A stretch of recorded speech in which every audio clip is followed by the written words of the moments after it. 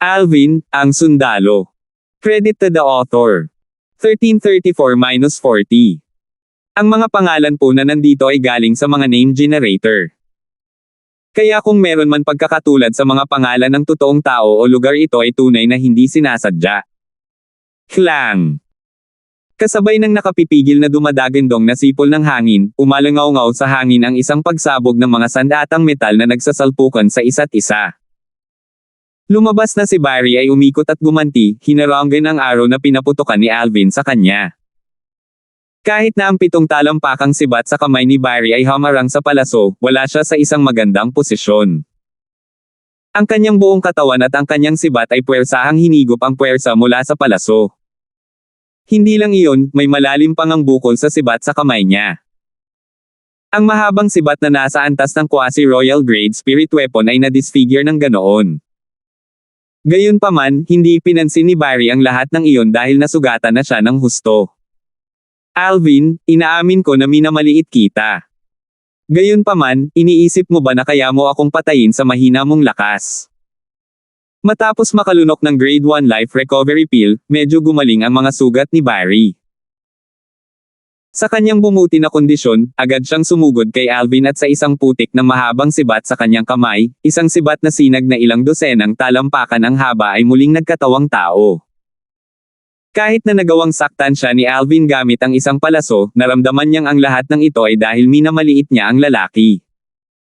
Isa pa, hindi naman siya gaanong pinagbantaan ng palaso kanina. Mahina ang lakas ko. Nang marinig ang panunuya at pagmasdan si Barry na humahabol sa kanya gamit ang isang sibat, isang panunuya ang gumapang sa sulok ng bibig ni Alvin. Pagkatapos, nang walang balak na ipagpatuloy ang pag-iwas, muli siyang nagpakawala ng palaso na may pagtaas ng kamay. Aerolite Strike. Ang shot na ito ay nasa ibang antas kumpara sa araw kanina. Ang enerhiyang nilalaman nito ay pumailan lang sa kalangitan na parang bulalakaw na tumutusok sa hangin. Klang. Umalangaw-ngaw ang isa pang nakakatusok sa tainga na pagbangga ng metal. Kasabay ng mga bumubulusok ng malalawak na impaktong alon, hinarang muli ni Barry ang palaso ni Alvin. Gayunpaman, sa pagkakataong ito, hindi na siya kasing swerte noong nakaraan. Ang kanyang 7 talampakang sibat ay naputol sa 2 at ang mga buto ng kanyang kamay na nakahawak sa sibat ay tuluyang nabasag hanggang sa kanyang balikat. Sa partikular, ang mga buto sa kanyang palad ay ganap na durog sa pulbos. Ay imposible. Nang makita ang kanyang quasi-royal grade spirit spear na naputol sa 2 ng ganoon, ang hindi paniniwala ay nakasulat sa buong mukha ni Barry. Gayunpaman, mabilis na nahulog ang kanyang atensyon sa kanyang baldado na braso. Paano ito posible? Paano siya magiging malakas? Para sa kanya, ang araw na ipinutok ni Alvin sa pangalawang pagkakataon ay parang apocalypse. Wow! Talaga bang tumaas ang kapangyarihan ng Aerolite Strike pagkatapos kong gumawa ng isang pambihirang tagumpay sa elementary stage? Nagulat si Alvin sa epekto ng kanyang pagbaril. Sa katunayan, ang Aerolite Strike, ang nakakasakit na pamamaraan na kanyang nilinang mula sa Colossal Aerolite Arrow, ay nakamit lamang ng elementary stage 3 araw lamang ang nakalipas. Ang elementary stage ay ang ikalawa kigto ng Saint Grade Martial Tactic. Ngayong naabot na niya ang yugtong ito, naramdaman ni Alvin na ang puwersa ay ilang beses na mas malakas kaysa dati. Ang elevation sa kapangyarihan ay napakalaki na maaaring gamitin ng isang tao ang salitang bombastic upang ilarawan ito. No. This can't be. This can't be. Sa pagtingin kay Alvin na umaaligid sa ere, puno ng mataas na espiritu, ang mukha ni Barry ay naging mas seryoso. Sa puso niya, patuloy siyang sumigaw na halata sa mukha niya ang kawalan ng pag-asa. Malinaw na malinaw sa kanya na hindi siya katapat ni Alvin ngayon, lalo pa ang pagkatalo sa kanya at paghihiganti para sa kanyang anak. Mamatay. Gusto kong mamatay ka. Alvin, gusto kong mamatay ka. Sa huli, si Barry ay halos mabaliw. Galit na galit siya to the point na nabaliw na siya. Ang kanyang kamay na buo pa rin ay humawak sa 7 talampakang sibat bago siya muling sumugod kay Alvin ng buong galit. Naninipa ka lang. Matapos maranasan ang lakas ng kanyang Aerolite Strike na pumasok sa elementary stage, dumami ang kumpiyansa ni Alvin at napangiti na lang siya ng masama sa galit na si Barry. At the same time, hindi rin idle ang mga kamay niya. Aerolite Strike. Isa pang araw ang bumaril.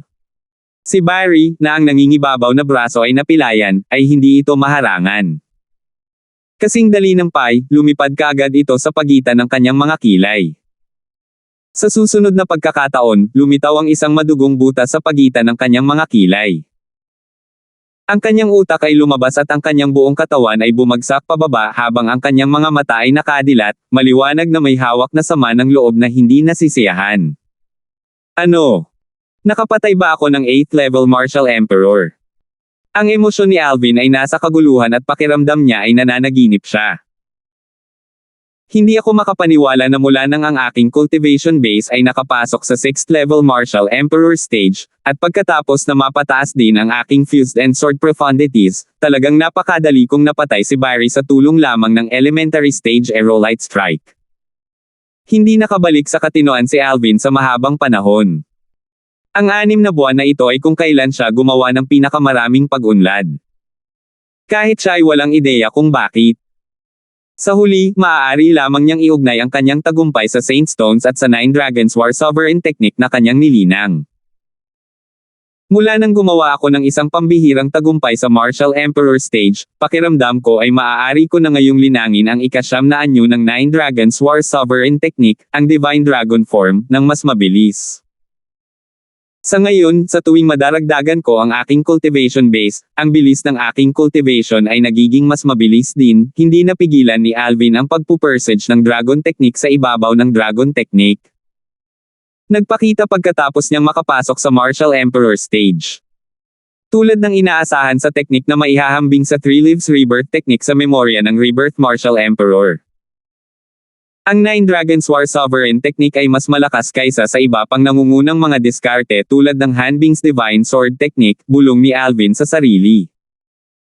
Matapos dumaan sa kaguluhang ginawa ni Barry, wala na siyang pusong maglinang, kaya nagpatuloy na lang siya sa pagbabalik para samahan ang dalawang babae. Kung hindi dahil sa planong magtungo sa Dao Martial Saintland para hanapin ang kanyang mga magulang, talagang nangangati siyang manatili na lamang sa tabi ng kanyang dalawang nobya. Kahit na sinasabing libingan ng isang bayani ang kahinahunan ng isang babae, wala siyang pakialam. Sa isang pitik lang ng daliri, 6 na buwan na naman ang lumipas. Isang araw, tila nakaranas ng lindol ang buong Half Moon Island dahil bigla itong yumanig ng malakas. Bastos. Si Alvin, na orihinal na nagsasaka sa silid, ay agad na nanlaki ang kanyang mga mata bago siya mabilis na lumipad palabas. Nitong nakaraang taon, ang dahilan kung bakit hindi siya nagmamadaling umalis sa Half Moon Island ay dahil kay Bart. Siya rin ang Bart na pumalit sa katawan ni Devin, ang Island Master ng Half Moon Island. Gayunpaman, noon pa man, ginagamit ni Bart ang pangalan ng orihinal na may-ari ng katawan na kinuha niya si Devin. Sa labas ng malalim na bundok na natatakpan ng mga ulap at ambon sa buong taon, ang 3 Vice Island Masters ng Half Moon Island ay lumipad sa himpapawid at magalang na tinitigan ang malalalim na kabundukan, hindi nang ahas na lumapit sa kanila. Sa wakas ay lalabas na si Lord Island Master. Ang 3 Vice Island Masters ng Half Moon Island ay may ngiti sa kanilang mga mukha. Sigurado akong mas lalakas ang lakas ni Lord Island Master sa pagkakataong ito kapag lalabas siya. Sa oras na iyon, maaari na nating agawin ang kayamanan mula sa halimaw sa dagat. Lumiwanag ang mga mata ni Kitten habang nag-aalab na ekspresyon ang sinabi niya. Ang 2 pang Vice Island Masters ng Half Moon Island ay nag-pipe up. Tama. Noon, ang lakas ni Lord Island Master ay kapantay ng si Monster na iyon. Kaya naman, hindi niya maagaw ang kayamanan na iyon. Sa pagkakataong ito, pagkatapos lumabas sa closed-door cultivation na ito, tiyak na matatalo niya ang si Monster na iyon at mahawakan ang kayamanan. Nakakainis talaga. Hindi man lang naiintindihan ng si Monster na iyon ang kayamanan na iyon, pero ayaw pa rin itong ibigay kay Lord Island Master. This time, gusto kong makita kung paano ito mamamatay. Hindi na malaya ng 3 Vice Island Masters ng Half Moon Island na nang malalim sila sa kanilang talakayan, isang figure ang lumipad sa ibabaw nila at pumasok sa malalim na bundok na natatakpan ng ambon at ulap sa isang kisap mata. Kayamanan. Si Alvin ay naghihintay na doon sa malalim na kabundukan. Nang mapansin ang isang figure na lumilitaw sa labas, agad na lumiwanag ang mga mata ni Alvin. Nympha, bakit ka late? Brother Alvin, narinig ko ang tatlong Vice Island Masters ng Half Moon Island na nagsasabi na mayroong isang uri ng kayamanan, ulat ni Nympha na may nagliliyab na tingin. Kayamanan. Nang marinig ito, nagliwanag din ang mga mata ni Alvin. Anong kayamanan? Sa kanyang opinyon, dahil ang tatlong Vice Island Masters ng Half Moon Island ay nasa tuktok din ng Martial Emperor Stage, anuman ang kanilang itinuturing na kayamanan ay tiyak na magiging mahalaga. Hindi ko talaga alam kung ano talaga ang kayamanan na iyon. Ngunit narinig ko na tila nasa kamay ito ng isang halimaw sa dagat o kung ano paman. Hindi lang iyon, ngunit ang halimaw sa dagat ay mayroon ding lakas na kapantay din ng kay Devon, sagot ni Nympha. Sa makatuwid, ang si monster na iyon ay dapat na nasa early stage din ng mortal shedding stage tulad ni Devon. Gayunpaman, dahil nakuha na ni Devon ang vital essence ng 85 powerhouses na nasa kanilang prime, sigurado akong makakagawa din siya ng breakthrough sa intermediate stage ng mortal shedding stage. Kung kaya niyang sakupin ng buong-buo ni Bart ang kanyang katawan, nagpatuloy si Nympha. Tumango si Alvin. 1 taon na ang lumipas. Tama, dapat ay kinuha na ni Bastard ang katawan ni Devon ng buo. Pumasok tayo at tingnan natin. Sinenyasan niya si Nympha at nagpatuloy sila sa pagpasok sa bundok. Naaalala ko na si Bastard ay nagtago sa isang lugar dito noong huling pagkakataon, tumingin si Alvin sa paligid at sinabi. Tama. Nandito na, pagkumpirma ni Nympha na kinikilala rin ang lugar na ito. Boy! Sinabi ko sa iyo na pinalitan ko ang aking pangalan, tandaan. Hindi na ako tinatawag na Bart, ngunit Devon ngayon. Nang lumabas sa kanyang bibig ang mga salita ni Nympha, isang inis na boses ang umalangaw-ngaw, papalapit. Hindi nagtagal, isang matibay na itim na figure ang lumitaw sa harap ni na Alvin at Nympha. Isa itong matangkad na nasa katanghaliang gulang na lalaki na nakasuot ng itim. Gayunpaman, ang figure na ito ay dayuhan kay Nympha. Gayunpaman, hindi ito naging pamilyar kay Alvin. Ito ay walang iba kundi si Devon, ang Island Master ng Half Moon Island na nakilala niya noon. Siyempre, ang Island Master ng Half Moon Island, ang kaluluwa ni Devon ay tinataka ng Devil Seal Tablet. Ang Devil Seal Tablet ay nilipol ang isang kaluluwa lamang na nasa maagang yugto ng mortal shedding stage sa isang kisap mata lamang. Sa ngayon, ang Devon na nakatayo sa harap ni Alvin ay ang Devon na ang katawan ay kinuha ng kaluluwa ni Bart. Siya ay isang ganap na bagong Devon ngayon. Well, nasanay na rin ako sa pangalang iyon, kaya hindi ko nalang palitan ng ganoon sa maikling panahon. Sa kabila ng pagharap sa asar na si Devon, umiling lang si Alvin bago siya muling nagtanong, Bastard, nakuha mo na ba ang kanyang katawan ngayon?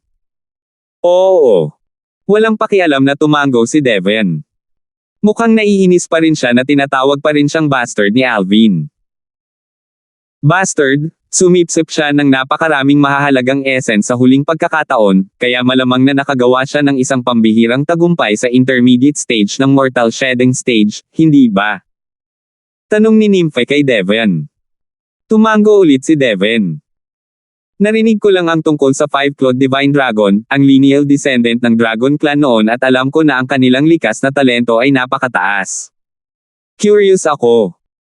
Sa ngayon, bilang ang Five-Clawed Divine Dragon, ilang Saint Veins ang nabuksan mo pagkatapos gumawa ng isang pambihirang tagumpay sa intermediate stage ng mortal shedding stage? Tanong muli ni Nympha. Nang marinig si Nympha, bago pa man makasagot si Devon, tinitigan siya kaagad ni Alvin na may pag-uusisa sa kanyang mga mata. 1335. 23 ugat. Devon beamed with a very dazzling smile. 23 ugat. Nang marinig si Devon, si Alvin ay walang pakialam, ngunit si Nympha, sa kabilang banda, ay natupok ng pagkalito. Nabuksan mo na ang 23 Saint Veins sa intermediate stage ng mortal shedding stage. Sa oras na pumasok ka sa Paramount Stage ng Mortal Shedding Stage, hindi ka ba magkakaroon ng pagkakataon na magbukas ng higit sa 70 Saint Veins noon? 70 Saint Veins. Sa pagkakataong ito, sa sandaling narinig ni Alvin ang bulalas ni Nympha sa pagkamangha, sa wakas ay napagtanto niya kung ano ang nangyayari. Naningkit kaagad ang mga mata niya habang halata sa mukha niya ang pagkagulat. Natatandaan pa niya na ang kasalukuyang bersyon ni Devon, na dating Bart, ay nagsabi sa kanya noon na noong panahon niya, ang taong nagbukas ng pinakamaraming Saint Veins ay nakaipon lamang ng kabuuang 67 Saint Veins. At sa oras na iyon, 59 na Saint Veins lang ang nagawa niya. Gayunpaman, ngayon ay talagang sinabi ni Nympha na si Devon ay nagkaroon ng pagkakataon na magbukas sa 70 Saint Veins. Paanong hindi magugulat si Alvin? Walang dapat na problema para sa akin na buksan ang higit sa 70 Saint Veins. Sa sandaling iyon, mas lalong lumakas ang ngiti sa mukha ni Devon. Bilang dating powerhouse ng Saint Stage, napakalinaw niya tungkol sa cultivation path ng Mortal Shedding Stage.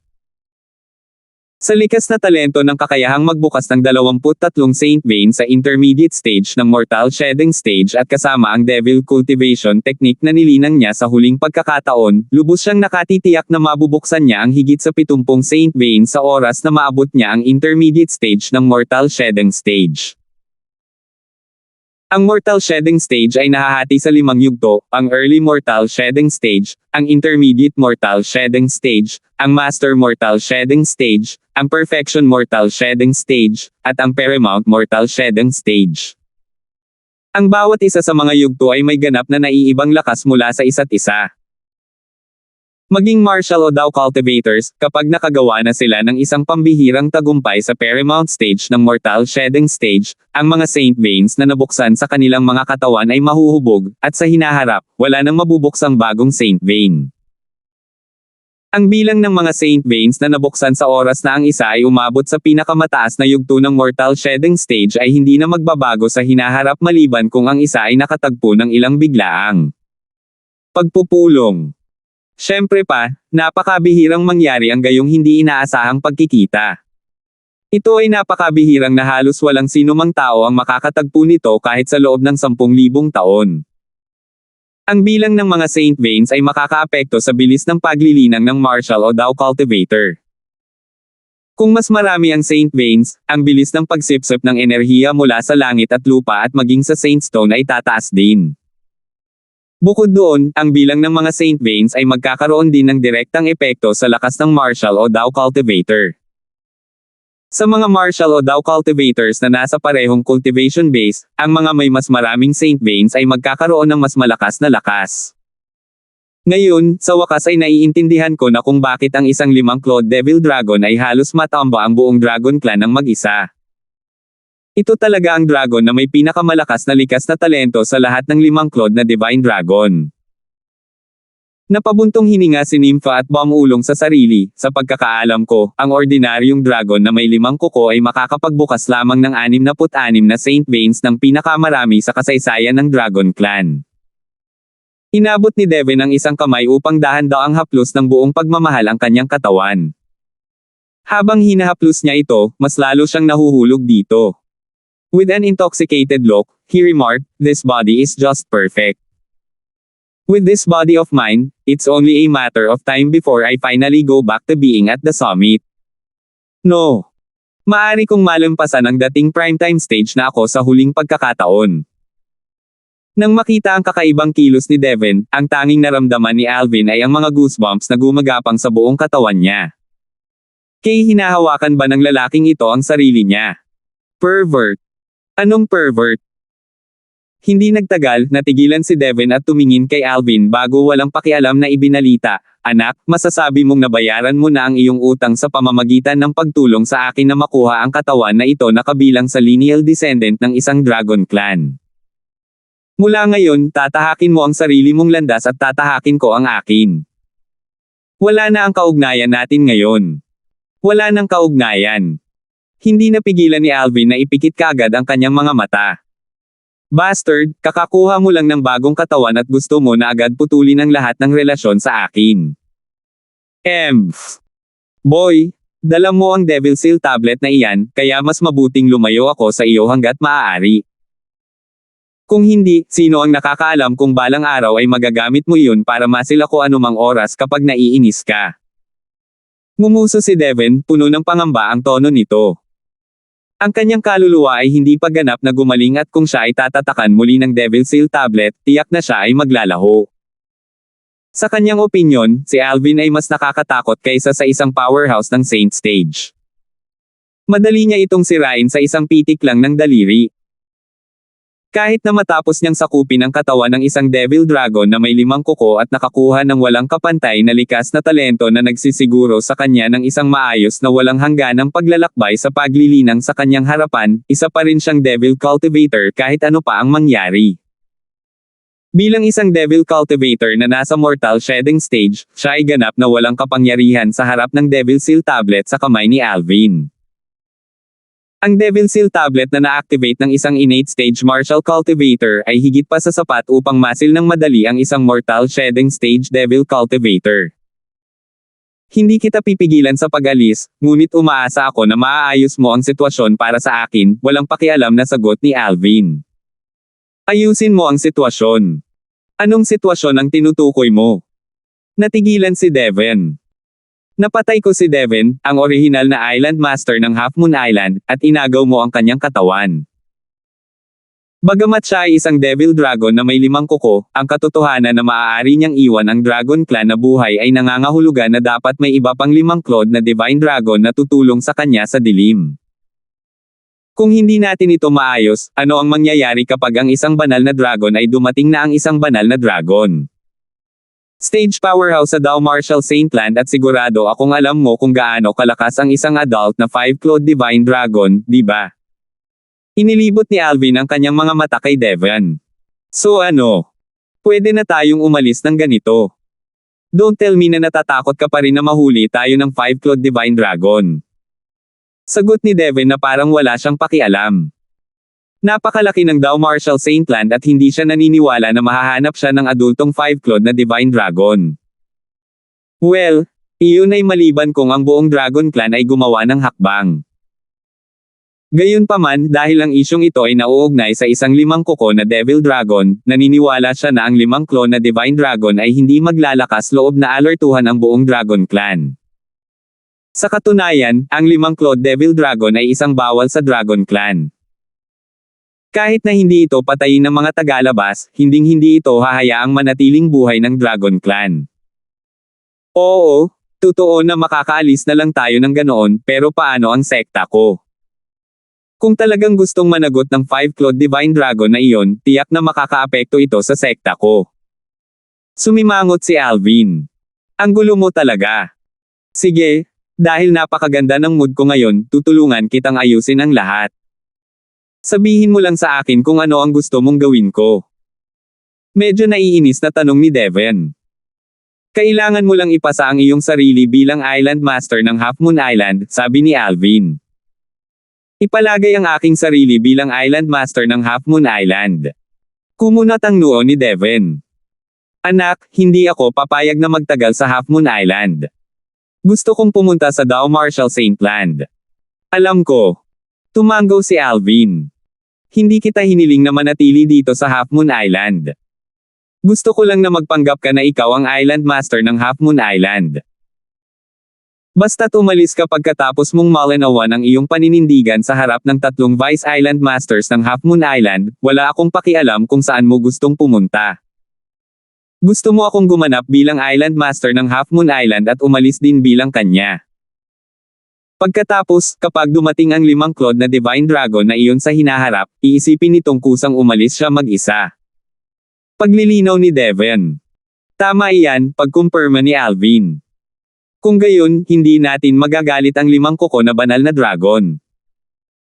Dahil handa itong maparusahan ng angkan ng dragon sa pamamagitan ng paglayo kay Devin mula sa Dao Martial Saintland, sigurado akong may malapit itong relasyon kay Devin. Naghihinala pa nga ako na ang 5 kuko na Divine Dragon ay maaaring mga magulang ni Devin, patuloy ni Alvin. Fwey! Walang sino man ang karapat-dapat na maging magulang ko.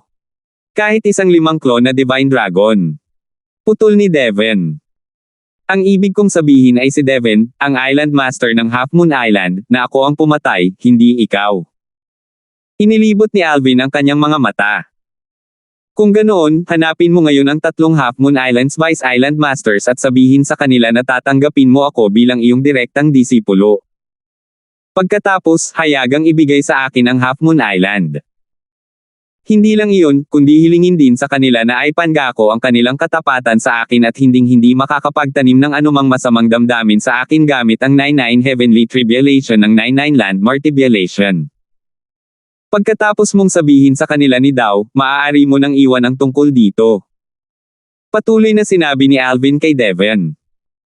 Ito ay isang ideya na naisip na niya na gawin ang Half Moon Island, ang pinakamalakas na isla ng 4 na dakilang overseas Saint Islands, sa kanya. Para sa kanya, ang Half Moon Island ay walang dod ang magandang lugar.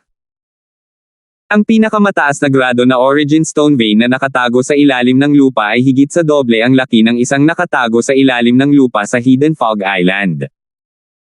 Ang cultivation na nakapalibot dito ay maaaring ituring na pinakamahusay sa labas ng Dao Marshall Saint Land. Siyempre, si Nympha ang nagsabi nito kay Alvin. Pagkatapos niyang mamaster ang Half Moon Island, binalak ni Alvin na ilipat doon ang kanyang Alvin Sect. Sa isla bilang kanyang base camp, ang mga tao ng Alvin Sect ay tiyak na makakapagpalakas ng kanilang lakas ng mabilis. Buong suporta rin ni Nympha ang ideya ni Alvin. Anak, ang gana mo talaga. Gusto mo talagang sakupin ang islang ito, maingat na tiningnan ni Devon si Alvin bago sinabi. Isang malaking gana. Agad na sumimangot si Alvin kay Devon. Halika. Pagdating sa gana, paano magiging malaki ang akin kumpara sa iyo? Kinuha mo ang katawan ng isang 5 kukoy na Devil Dragon para sa kabutihan. Sa katawan nito, maaari ka pang magbukas ng higit sa 70 Saint Veins. Hindi nga namin alam kung sino pa sa Dao Marshall Saint Land ang makakapagbukas ng mas maraming Saint Veins kaysa sa iyo, putol ni Alvin. Haha! May point ka dyan. Sa 5-Clawed Devil Dragon na ito, kailangan kong makapasok sa top 10 nanogram Supreme Saint Rankang. Sandali lang. Hindi, top 5. Napaatras si Devon at napangiti. Nangungunang 10. Anong kaawa-awa ang ambisyon mo? Inilibot ni Alvin ang kanyang mga mata kay Devon at ngumuso ng may pang-aalipusta. Boy, sa tingin mo ba ay mahina lahat ang powerhouses sa Supreme Saint Rankang? Let me tell you. Kahit sa panahon ko, ang pinakamataas na rank na ang powerhouse na nagbukas ng pinakamaraming Saint Veins sa record na 67 Veins ay ikapito lamang sa Supreme Saint Rankang, patuloy ni Devon, maraming makapangyarihang powerhouses sa Dao Marshall Saint Lands, talagang may malakas na epekto sa Dao Marshall Saint Land. Maraming iba pang mga diskarte sa iba pang mga aspeto na may parehong mahusay na epekto sa lakas. Tama, kapatid na Alvin. Ang mga powerhouse na iyon na nasa tuktok ng Supreme Saint Ranking ay hindi nangangahulugang ang mga powerhouse na nagbukas ng pinakamaraming Saint Veins sa Dao Marshall Saint Land. Siyempre, ang bilang ng mga Saint Veins na nabuksan nila ay halos pareho sa powerhouse na nagbukas ng pinakamaraming Saint Veins, Nympha Pipe. Oh, nakikita ko, sa wakas ay naunawaan ni Alvin. Siyempre, hindi rin magiging masyadong malayo ang pagkakaiba tulad ng Sword Saint na nabanggit ko na dati. Nabuksan niya ang lahat ng Saint Vein sa katawan at talagang nagbukas ng 81 Saint Vein sa kabuuan. Ang pagkakaiba sa pagitan ng bilang ng mga Saint Veins na nabuksan ng ibang tao kumpara sa kanya ay napakalaking bangin. Hindi nila ito may kukumpara sa kanya sa lahat kahit na pagdating sa pamamaraan ng iba pang mga aspeto ng Han ay ang pagkakaiba lamang ng na, ang pagkakaiba sa pagitan ng iba pang mga aspeto ay ang na. 1336. Ang Saint Vein ay itinuturing na pundasyon para sa mga martial cultivators at Dao cultivators ng Dao Marshall Saint Land. Kung mas maraming Saint Veins ang nagbukas, mas mataas ang kanilang mga tagumpay sa hinaharap. Kahit na ang taong nagbukas ng pinakamaraming Saint Veins ay hindi naman ang pinakamalakas, magkakaroon sila ng napakalaking kalamangan. Mukhang ang mga martial cultivator at ang Dao cultivators ng Dao Marshall Saint Land ay mayroon pa ring ibang makapangyarihang mga galaw mamaya. Kaya't kaya nilang baliwalain ang agwat sa pagitan ng bilang ng mga Saint Veins, lihim na naisip ni Alvin habang siya ay nagiging mas nasasabik tungkol sa kanyang paglalakbay sa pagtatanim sa Dao Marshall Saint Land. Sa kasalukuyan, ang kanyang cultivation base ay nakalusot na sa 6th level Martial Emperor stage. Hanggat patuloy siyang nagsusumikap sa paglilinang, naniniwala siya na sa Saint Stones, maaabot niya ang Martial Emperor Peak sa loob ng 1 taon. Sa oras na iyon, maaari na siyang opisyal na magsimulang makapasok sa Mortal Shedding Stage. Naniniwala ako sa Nine Dragons War Sovereign Technique, naisip niya nang may pananalig. Ang dahilan ng kanyang pagtitiwala sa kanyang kakayahang makapasok sa Martial Emperor Peak sa loob ng 1 taon ay ang bulag na pananampalataya ni Alvin sa Nine Dragons War Sovereign Technique. Ang Nine Dragons War Sovereign Technique ay isang makapangyarihang paraan ng paglilinang na kasing tanyag ng Three Lives Rebirth Technique na nilinang ng Rebirth Martial Emperor. Gayunpaman, ang Three Lives Rebirth Technique na nilinang ng Rebirth Martial Emperor ay isang buong antas na mas mahusay kaysa sa mga top-tier cultivation na pamamaraan sa Cloud Continent tulad ng Hanbing's Divine Sword Technique, ang Galactic Star Technique, at ang Demonic Beauty Divine Technique. Hindi alintana kung ito ay isa sa tatlong mga diskarte, ang mga ito ay lahat ng makapangyarihang pamamaraan ng paglilinang na maaaring linangin hanggang sa Martial Emperor Peak. Kung mayroong isang pamamaraan ng paglilinang na mas mahusay kaysa sa kanila, maaari itong ituring na pinakamalakas na paraan ng paglilinang sa Cloud Continent. 3 sa Vice Island Masters ng Half Moon Island ang nasa labas ngayon. Nang papalapit si Nympha, narinig niya silang nagsalita tungkol sa isang early stage Mortal Shedding Stage na si Demon na nagbabantay ng isang kayamanan. Dati, ang Island Master ng Half Moon Island, si Devon, ay sinubukang nakawin ang kayamanang iyon, ngunit hindi siya nagtagumpay. Sinabi ni Alvin kay Devon, inisip nila na hanggat nakapasok ka sa intermediate stage ng Mortal Shedding Stage, magagawa mong nakawin ang kayamanan mula sa demonyong dagat. Kayamanan. Nagliwanag ang mga mata ni Devon nang marinig niya si Alvin. Tara na. Tapusin na natin ta. Nang marinig ang tungkol sa kayamanan, siya ay naging mas nasasabik kaysa sa iba at agad siyang lumipad. Walang pag-aalinlangan, sinundan siya nina Alvin at Nympha. Sa kabila ng maulap na kabundukan, 3 Vice Island Masters ng Half Moon Island ang tahimik na nakatayo roon ng walang kaunting pahiwatig ng pagkainip. Ilang sandali pa ay biglang nagningning ang kanilang mga mata. Agad silang napatingin sa figurang lumilipad palabas sa mga bundok.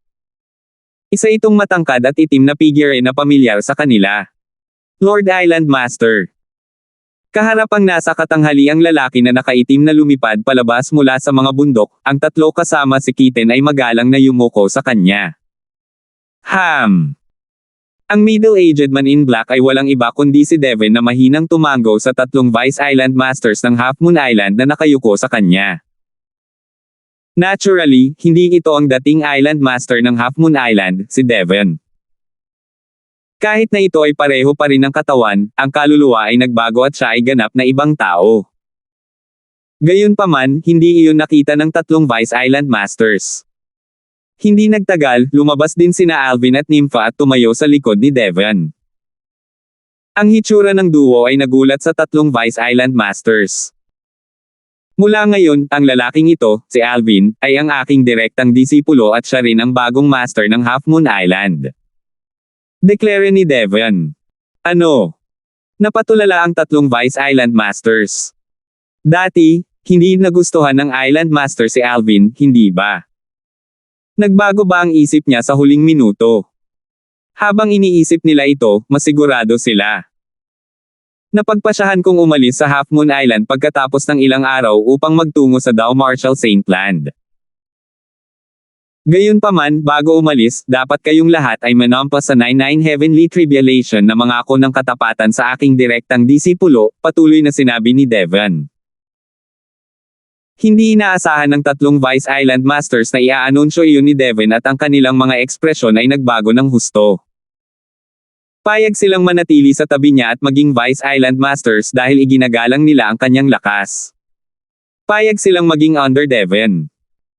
Gayunpaman, ang bawat hibla ng kanilang pagkatao ay nag-aatubili na nasa ilalim ng isang batang lalaki. Ano?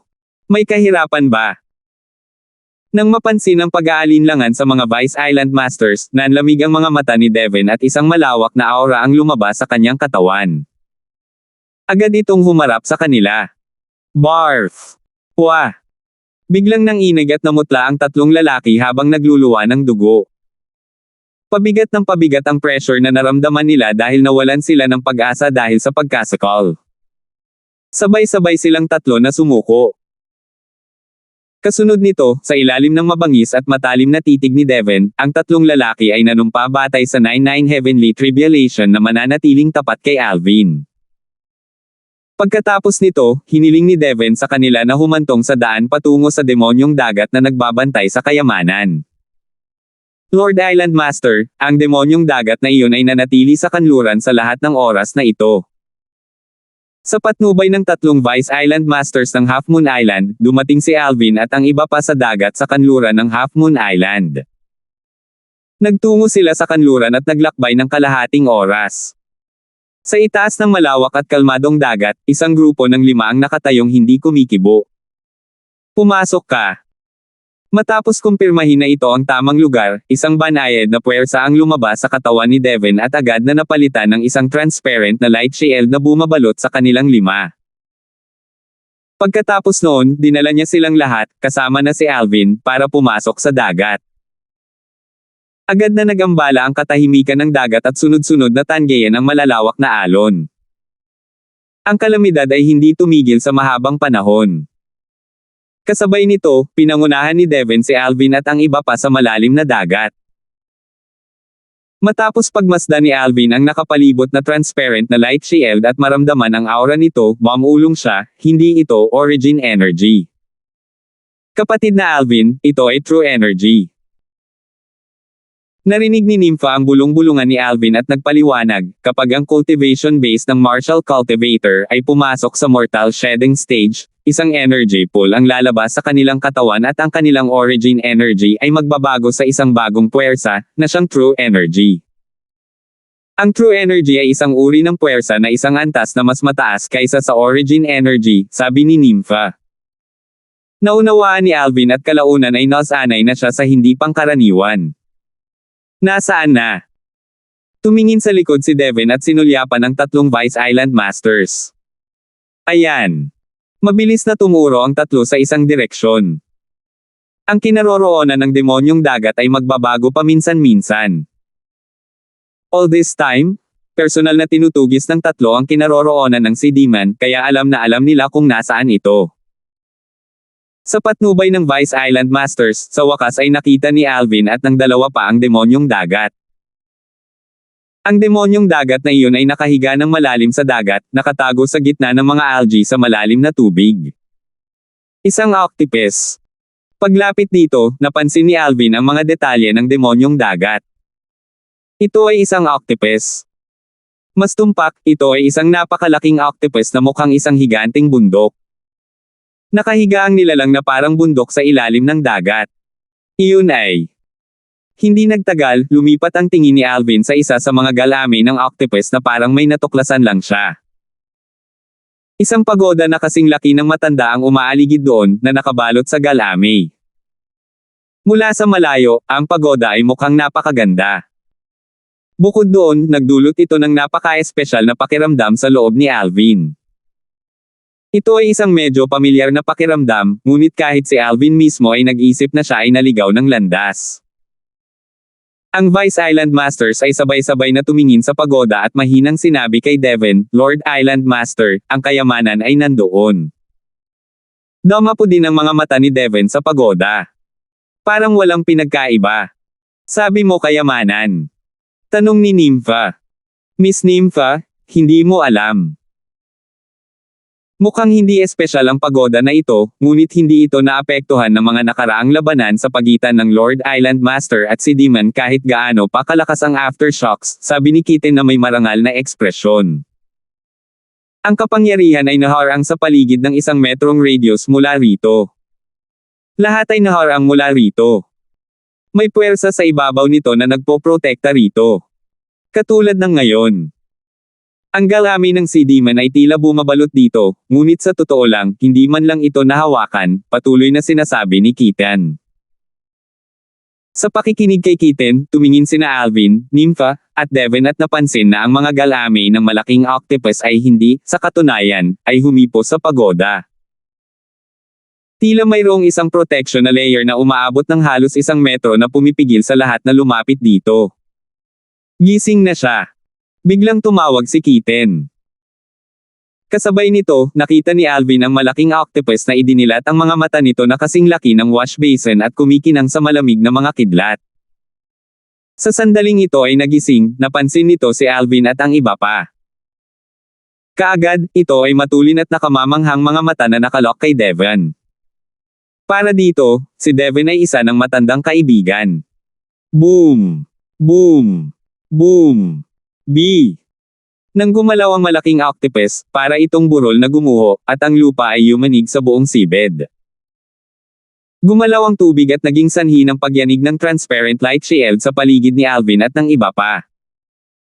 Gayunpaman, ito ay isang light shield na suportado ng true energy ni Devon kung tutuusin, kaya hindi talaga ito naapektuhan. Ngumuso si Devon nang makaharap ang malaking pugitan na umaangat. Pagkatapos, gumalaw siya habang nag-transform siya sa isang bolt ng itim na kidlat na agad na bumaril. So, ang tubig ay gumalaw at naghiwalay, na bumubuo ng isang mahabang kalsada, pagkatapos ay ang landas ay nagsara ng ilang sandali. Dumagundong. Kasabay nito, isang malakas na ingay ang kumalat habang ang mga burol ay tumaas at bumaba at ang lupa ay muling nanginag. Ito. Sa susunod na sandali, lahat ng 3 Vice Island Masters ng Half Moon Island ay natulala. Tila may nakitang butas sa ulo ng malaking pugita. Ito ay isang napakalaking butas, sapat na malaki upang magkasya ang isang tao. Napunit ng butas ang buong ulo ng malaking octopus at napatay ito. Ang lakas ng Lord Island Master. Matapos mabawi ng Vice Island Masters ang kanilang katinoan, lahat sila ay tila nabigla. Ang makapangyarihang demonyong dagat na dating kasing lakas ng Island Master ay napatay niya sa isang galaw lang. Iyan ay medyo over the top. Nagulat din si Alvin. Ikaw. Taga Yanhuangland ka ba? Biglang umalangaw-ngaw ang isang matandang boses sa tainga ni Alvin na ikinagulat niya. Yanhuangland. Hindi ba iyon ang pangalan ng lupain ng Hua sa mga sinaunang alamat at alamat ng Hua mula sa kanyang nakaraang buhay? Ang mga tao ng Hua ay ang mga tao ng Yanhuangland, na kilala rin bilang mga inapo ni Emperor Yan at Emperor Huang. 1337. Ang matandang boses ay nalitaw kay Alvin saglit. Nakabawi lang siya sa katinoan pagkatapos ng ilang oras. Pagkatapos niyang mabawi ang katinoan, nagsimulang lumingalinga si Alvin sa paligid, nagbabalak na hanapin ang may-ari ng boses. Sa sandaling iyon, napuno siya ng pananabik. Hindi niya namamalayan na ang may-ari ng boses ay dapat na may kinalaman sa planetang Earth mula sa kanyang nakaraang buhay. Huwag mo na akong hanapin. Nasa pagoda ako bago ka, patuloy ng matandang boses. Sabay-sabay, tumigil sa paggalaw si Alvin at tumingin sa pagoda na lumulutang sa kailaliman ng dagat. Sa sandaling iyon, nakatayo si Devon sa harapan nito. Biglang inabot ni Devon upang subukang hawakan ito, ngunit ang invisible force na nakapalibot dito ay humarang kay Devon na nasa intermediate stage ng mortal shedding stage. Devon ay walang paraan upang sugpuin ang puwersang iyon. Ang pagoda na ito ay talagang hindi ganoon ka-simple. Nagningning ang mga mata ni Devon. Talaga, hindi naman. Biglang umabot din si Nympha sa gilid ni Devon at pinagmasdan ang pagoda. Ilang sandali pa, inabot niya at nag-eksperimento sa pagoda na kasing tangkad ng matanda. Napagtanto niya na hindi rin kayang pigilan ng kanyang puwersa ang kapangyarihan sa paligid ng pagoda. Ang lakas na ito. Parang hindi true energy, bulong ni Nympha, halata sa mukha niya ang pagkalito. Kasabay nito, humakbang din ang 3 Vice Island Masters ng Half Moon Island upang pagmasdan ang pagoda. Sila ay tulad ni Devon at Nympha. Wala silang magawa tungo sa pagoda at nakatingin lang dito. So, gumalaw si Alvin at inalalayan ang isang layer ng light shield na may origin energy sa ibabaw ng kanyang katawan. Pumunta siya sa tabi ni Nympha at inabot ang isang kamay para kunin ang lumulutang na pagoda. Pinagmamasdan ng paggalaw ni Alvin, si Nympha, Devon, at ang iba pa ay kalmadong nakatingin lang. Sa kanilang opinyon, mas imposible para kay Alvin na magawa ang anumang bagay patungo sa pagoda dahil nabigo sila. Pagkatapos ng lahat, ang lakas ni Alvin ang pinakamahina sa kanila. Gayunpaman, sa susunod na sandali, sila ay natigilan. Pinagmasdan nila si Alvin na iniunat ang kanyang kamay ng patago patungo sa pagoda. Tila hindi siya nakatagpo ng anumang hadlang sa proseso at madaling hinawakan ang pagoda. Paano ito posible? Si Devin at ang tatlong Vice Island Masters ng Half Moon Island ay lumiit ang kanilang mga mag-aaral, halata sa kanilang mga mukha ang pagkabigla at hindi makapaniwala. Kapatid na Alvin. Si Nympha ay nagulat din sa eksenang nasa harapan niya. Habang siya at si Devin ay walang magawa patungo sa pagoda, madaling hinawakan ito ni Brother Alvin. Nang hawakan ni Alvin ang pagoda gamit ang kanyang mga kamay, naramdaman na lang niya na malamig ang yelo. Kasabay nito, isang mainit na daloy ng hangin ang dumaloy mula sa pagoda papunta sa kanyang katawan kasama ang kanyang braso at umikot sa kanyang katawan. Sa sandaling iyon, komportable at mainit ang pakiramdam ni Alvin. Napakasaya nito kaya hindi niya namamalayan na ipinikit niya ang kanyang mga mata. Habang nakapikit siya at parang nagsasaya dito nang hawakan niya ang pagoda, naantig sina Devin, Nympha at ang tatlong Vice Island Masters ng Half Moon Island. Kasunod nito, magkasunod na inabot nina Devin at Nympha at dahan-daang lumipat patungo sa pagoda. Hindi nagtagal, natuklasan nilang hindi na nila naramdaman ang pagdiin sa kanilang mga kamay tulad ng dati nang ang kanilang mga kamay ay 1 metro ang layo mula sa pagoda. Nagliwanag ang kanilang mga mata. Huminga sila ng malalim at nagpatuloy sa pagsulong, balak nilang hawakan ang pagoda. Boom! Boom! Gayunpaman, habang ang kanilang mga kamay ay umuusad pasulong, isang nakakatakot na puwersa ang lumundag, na malakas na bumulusok sa kanilang mga katawan at pinalipad silang dalawa. Kaagad, hindi alintana si Devin o Nympha, pareho silang namutla at halatang nasugatan.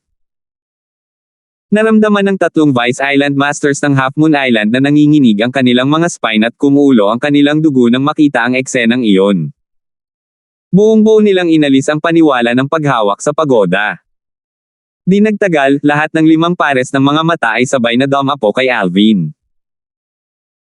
Napagtanto nila na bagamat isang malakas na puwersa ang sumabog mula sa pagoda kanina, hindi naapektuhan si Alvin dahil nanatili siyang nakatayo roon habang ang mga kamay ay nasa pagoda. Mula sa simula hanggang sa wakas, ang mga mata ni Alvin ay nakapikit ng mahigpit at ang masayang ekspresyon sa kanyang mukha ay nanatili na parang nag-e-enjoy siya sa isang uri ng binyag. Damn! Nagmura si Devin, nakikilala lang ng sirang pagoda na ito ang bata.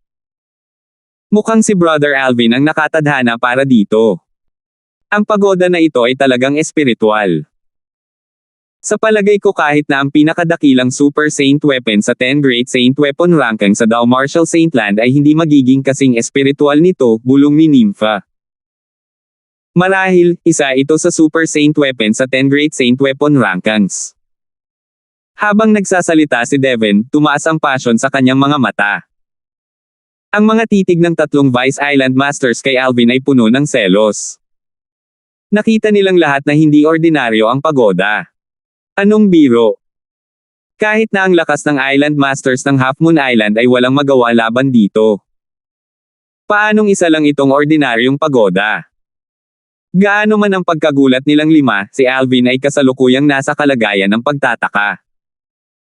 Parang ang kalagayan ng isang sanggol sa sinapupunan ng inabago isilang. Naramdaman ni Alvin na balot siya ng banayad, maternal na uri ng lakas.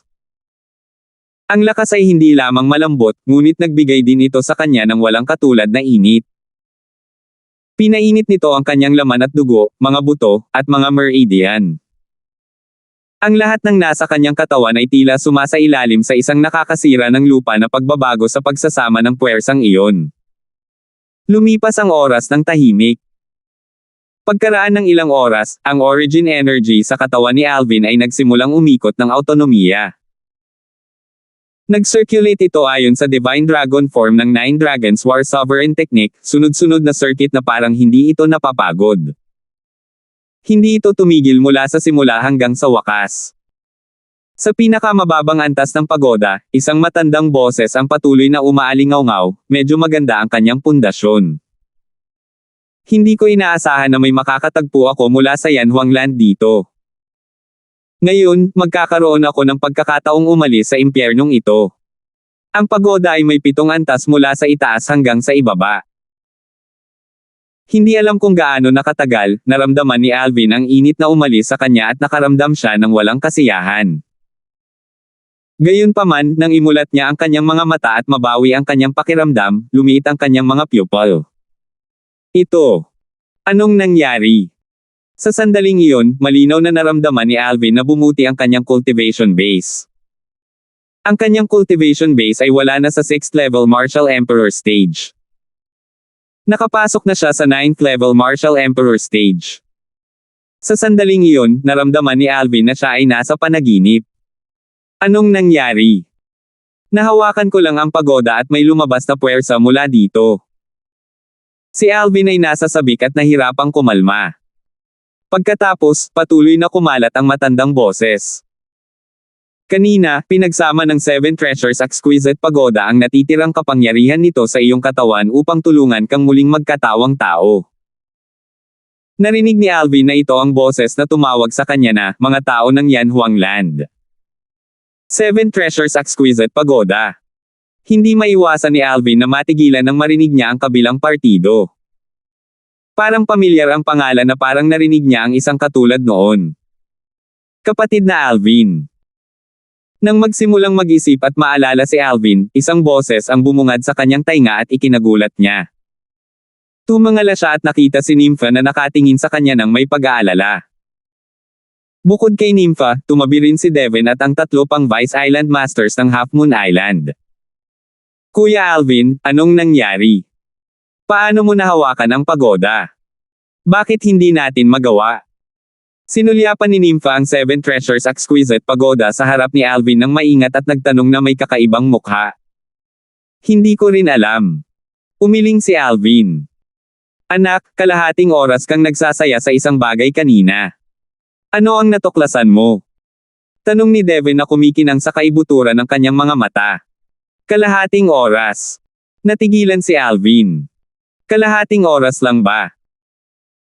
Sa loob lamang ng kalahating oras, umunlad ba ang aking cultivation base mula sa 6th level Martial Emperor stage hanggang sa 9th level Martial Emperor stage?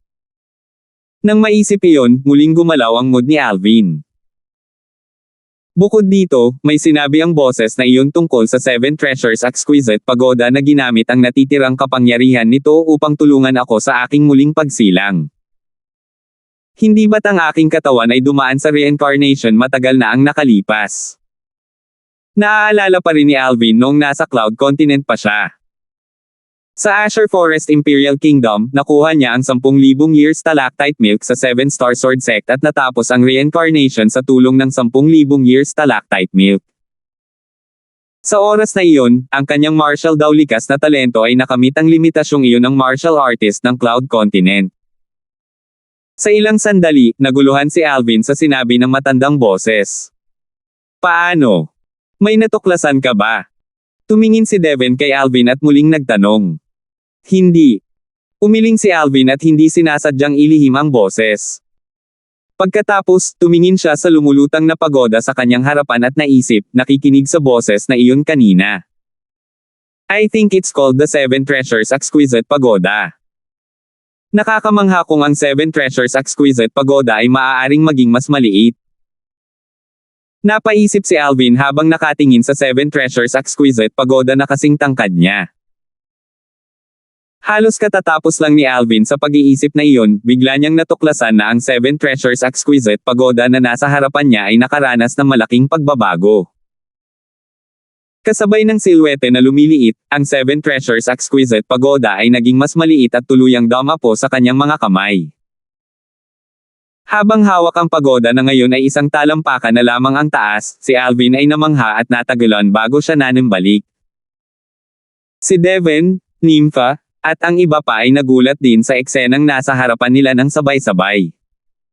Itong pagoda. Ang pagoda na ito ay maaaring lumiit.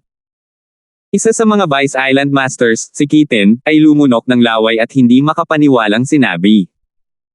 Hindi naman ako nananaginip, di ba? Pilit na kinurot ng isa pang Vice Island Master ang sariling hita, ang pananakit ng pamamaril mula sa hita niya na nagpapatunay na totoo ang lahat ng nasa harapan niya. Kahit na ang huling Vice Island Master ay walang sinabi, ang pagkabigla at hindi paniniwala sa kanyang mga mata ay walang alinlangan na naglalarawan sa kanyang kasalukuyang iniisip. Nagkatinginan sina Devin at Nympha at nakita rin ang gulat sa mga mata ng isa't isa. Itong pagoda.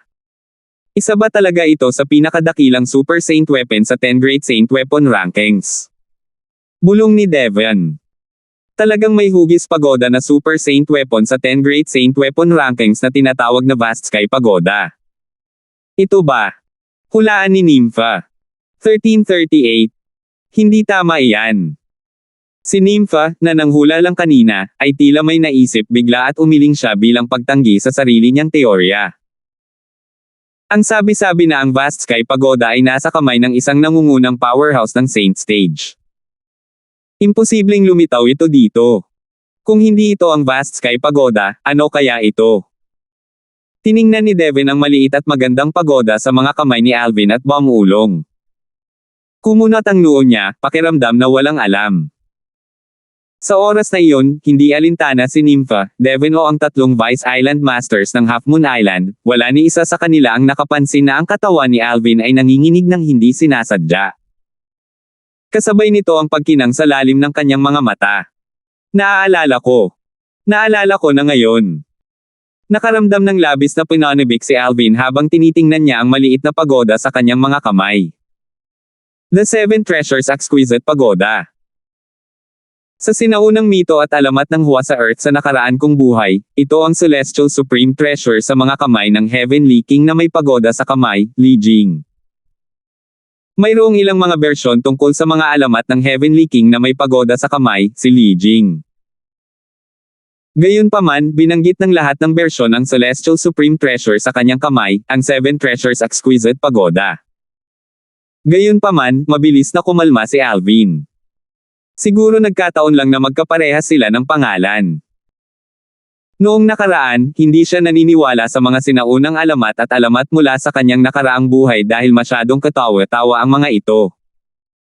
Gayunpaman, nagbago ang isip niya pagkarating niya sa mundong ito. Bukod dito, hindi magkakaroon ng usok kung walang apoy, kaya dapat mayroong ilang katotohanan sa mga sinaunang mito at alamat na ipinasa. Kung totoo ang mga alamat, baka totoo rin ang mga maalamat na karakter na iyon. Galing ka sa Yan Huang Land. Bakit ka lalabas dito? Biglang tumunog muli ang matandang boses at ikinagulat ni Alvin. Sa pagkakataong ito, malinaw na narinig ito ni Alvin. Ang boses na ito na sa kanya lamang maririnig ay nagmula sa pinakaibabang antas ng Seven Treasures Exquisite Pagoda. Sino ka? Nagtataka na tanong ni Alvin sa pamamagitan ng pagpapadala ng voice transmission sa ilalim ng Seven Treasures Exquisite Pagoda. Ako ang nag-iisang tatlong paa na Golden Crow. Pinarangalan ako ng mga tao mula sa Yan Huang Land bilang banal na Sunbird, patuloy ng matandang boses, na nagbabahagi ng pagkakakilanlan nito. Ang three-legged Golden Crow. Divine Sunbird. Natulala si Alvin habang ang kanyang voice transmission ay napuno ng pagkabigla at hindi ka panipaniwala. Ikaw. Teka, ikaw ba ang maalamat na huling three-legged Golden Crow na nakatakas sa palaso ni Ares? Naalala ni Alvin na mayroong isang alamat tungkol sa pagbaril ng araw ni Ares sa kanyang nakaraang buhay. Ayon sa alamat, noong unang panahon, mayroong 11 araw sa kalangitan. Ang isa sa mga ito ay orihinal na naroroon, habang ang iba pang 10 ay lumitaw sa ibang pagkakataon. Ang 10 dagdag na araw ay talagang 10 malikot na gintong uwak. Ang mito ay sila ang mga anak ng Heavenly Emperor noon. Ang paglitaw ng 11 araw ay nagdulot ng tagtuyot at ang lupa ay natuyo, na nagpapahirap sa mga tao. Noong panahong iyon, ang isang human powerhouse na tinatawag na Ares ay bumaril ng 9 sa mga gintong uwak na sunod-sunod sa kanyang walang kapantay na kakayahan. Isang ibon lang ang nakatakas. Hindi ko inaasahan na malalaman mo ito. Matagal na iyon, ipagpatuloy ng matandang boses sa kalmado at kalmadong paraan.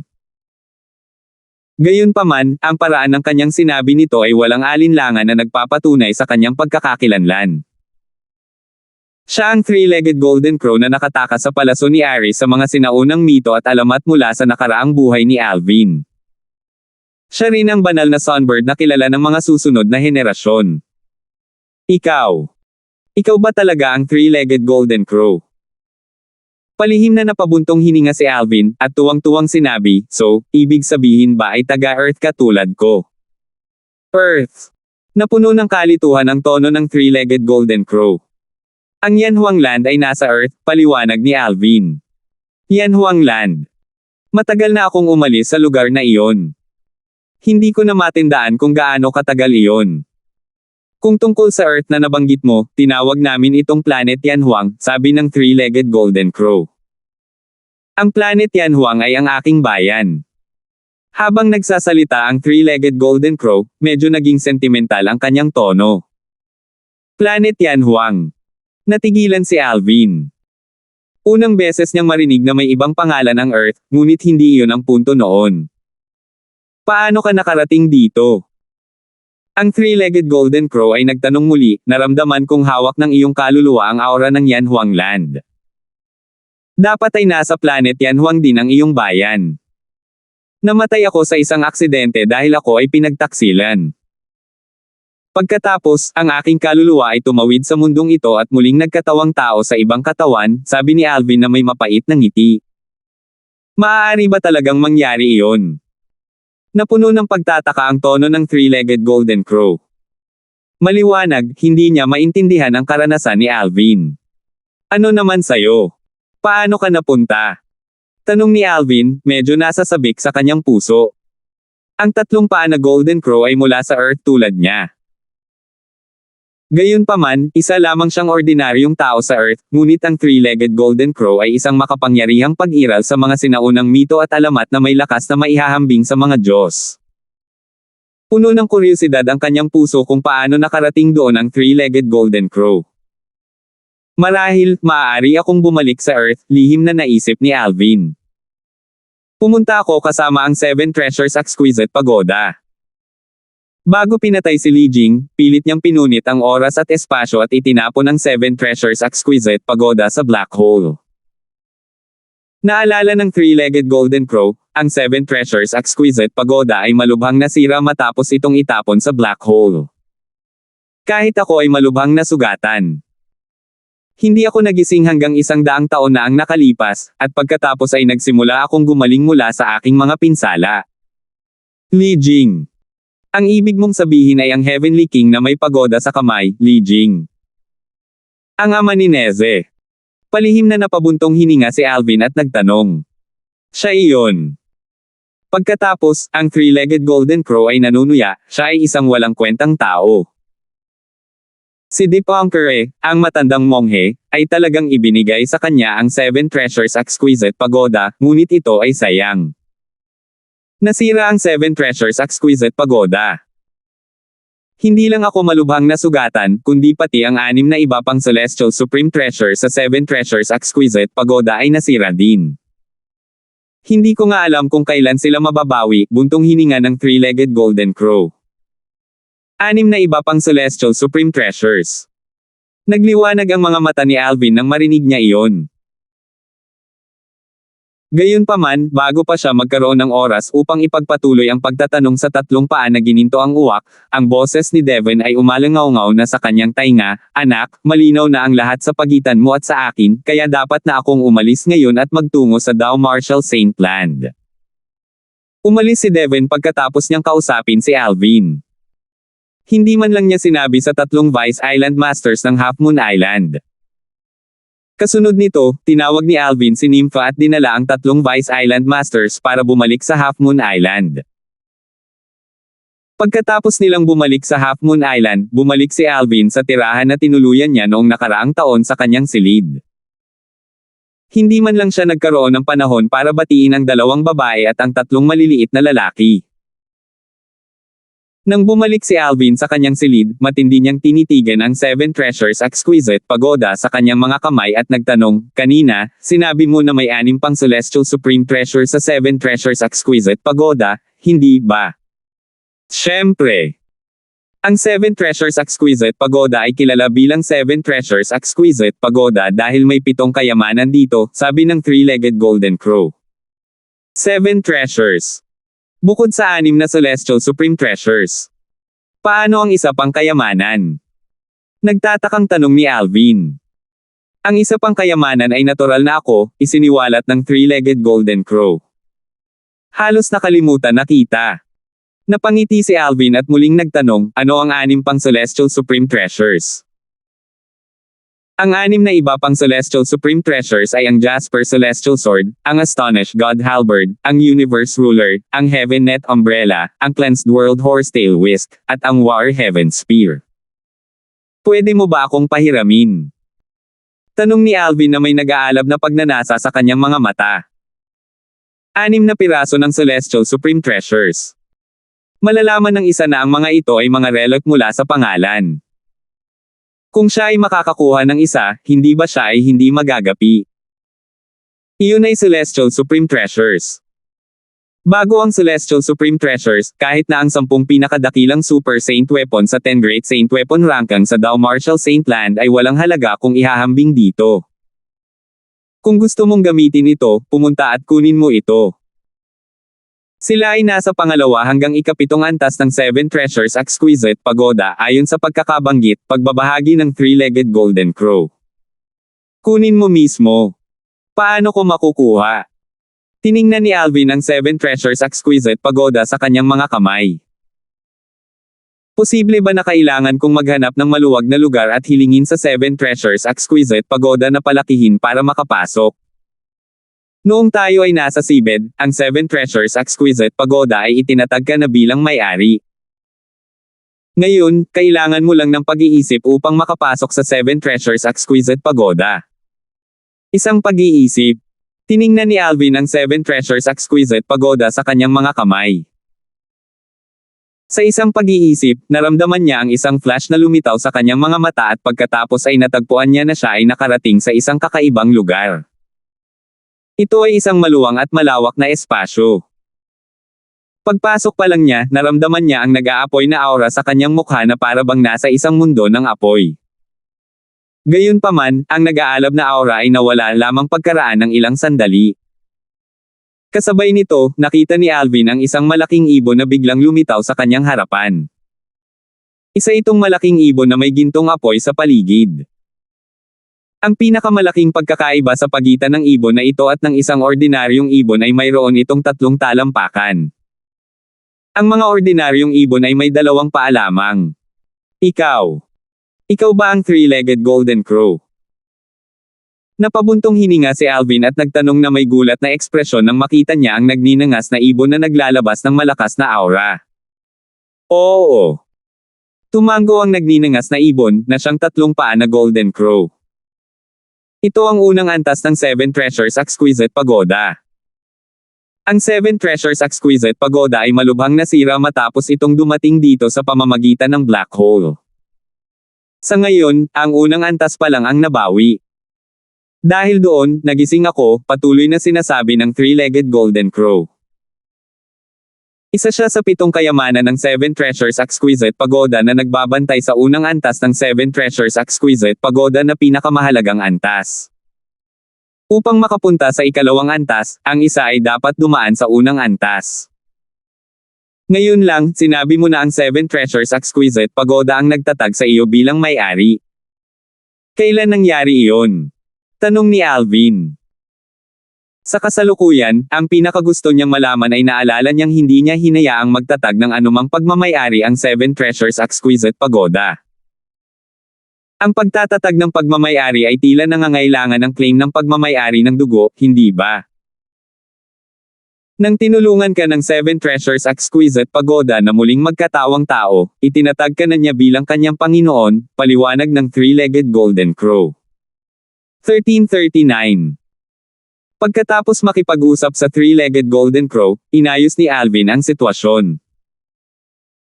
Ang Seven Treasures Exquisite Pagoda na nakuha niya ay ang mismong sandata na palaging dinadala ni Li Jing ng mga sinaunang alamat at alamat ng kanyang nakaraang buhay. Isa itong nangungunang Celestial Supreme Treasure.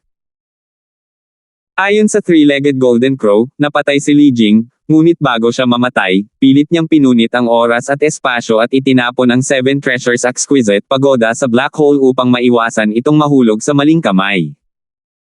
Ang black hole ay lubhang nakakatakot. Kahit ang pumatay kay Li Jing ay hindi nang ahas na pasukin ito. Bilang isang nangungunang Celestial Supreme Treasure, ang Seven Treasures Exquisite Pagoda ay nagtamo ng ilang pinsala habang naglalakbay sa black hole, ngunit hindi nawasak. Sa wakas, dumaan ito sa black hole at nakarating sa kakaibang planeta. 100 taon na ang nakalilipas, sa unang antas ng Seven Treasures Exquisite Pagoda, ang Three-Legged Golden Crow ay nagising. Bagamat gumaling na siya mula sa kanyang mga pinsala sa paglipas ng panahon, wala siyang paraan dahil isa siyang espiritu ng pagoda sa Seven Treasures Exquisite Pagoda at hindi niya kayang iwan ang Seven Treasures Exquisite Pagoda sa kanyang kalooban. Sa nakalipas na 100 taon, hindi naisip ng Three-Legged Golden Crow na may paraan. Kahit na isa siya sa mga espiritu ng pagoda ng Seven Treasures Exquisite Pagoda, wala siyang magagawa kapag ang pagoda ay hindi magtatatag ng pagmamayari sa sinuman maliban sa mga mula sa Yanhuang Land. Hindi niya maapektuhan ang kalooban ng Seven Treasures Exquisite Pagoda na nauna sa kanya. Gayunpaman, hindi niya inaasahan na makatagpo ang isang tao mula sa Yanhuang Land sa kakaibang planetang ito pagkatapos ng 100 taon. Sa mas tumpak, hindi niya inaasahan na makikilala ang isang taong may kaluluwa ng isang taong Yanhuang Land. Hindi lamang iyon, ngunit ang Seven Treasures Exquisite Pagoda ay nakapagtatag din ng pagmamayari sa kanya sa sarili nitong pagsang-ayon. Sa sandaling iyon, alam ng Three-Legged Golden Crow na nahanap na niya ang daan palabas. Ang 3 paa na gininto ang uwak na nabubuhay sa loob ng maraming taon ay may pusong kasing kalma ng tubig. Wala siyang naramdamang anumang emosyon kahit na binanggit ni Alvin ang kanyang mortal na kaaway, si Aris. Gayunpaman, nang malaman niyang nakahanap na siya ng paraan, medyo napukaw ang kanyang emosyon. Nakakalungkot. Wala akong nakuha kahit isa sa 6 na Celestial Supreme Treasures, nang hihinayang si Alvin. Sa mga salita ng Three-Legged Golden Crow, kailangan niyang ibalik ang antas ng Seven Treasures Exquisite Pagoda kung gusto niyang makuha ang 6 pang Celestial Supreme Treasures. Matapos ang napakaraming taon, inayos lamang ng Seven Treasures Exquisite Pagoda ang unang antas ng mag-isa na humantong sa paggising ng Three-Legged Golden Crow. Ngayon, naubos na ng Seven Treasures Exquisite Pagoda ang natitirang kapangyarihan nito para tulungan siyang muling magkatawang tao. Matapos maubos ang kapangyarihan, pansamantalang hindi nagawang ipagpatuloy ng Seven Treasures Exquisite Pagoda ang ikalawa sa ikapitong antas. Kung mahahanap mo ang mga materyales na kailangan ko, maaari akong tumulong upang maibalik ang pangalawang antas gamit ang Flame of Sun, sabi ng Three-Legged Golden Crow. Sa oras na iyon, maaari kang makapasok sa pangalawang antas at makuha ang Jasper Celestial Sword doon. Anong kailangan mo? Lumiwanag ang mga mata ni Alvin. Hindi ko alam kung ano ang tawag sa mga materyales dito. Gagawin ko ito. Itatak ko ang hitsura ng mga materyales sa iyong utak. Habang sinasabi ito ng 3 paa na gininto ang uwak, isang kidlat ang sumilay sa kanyang mga mata na may nagninangas na apoy.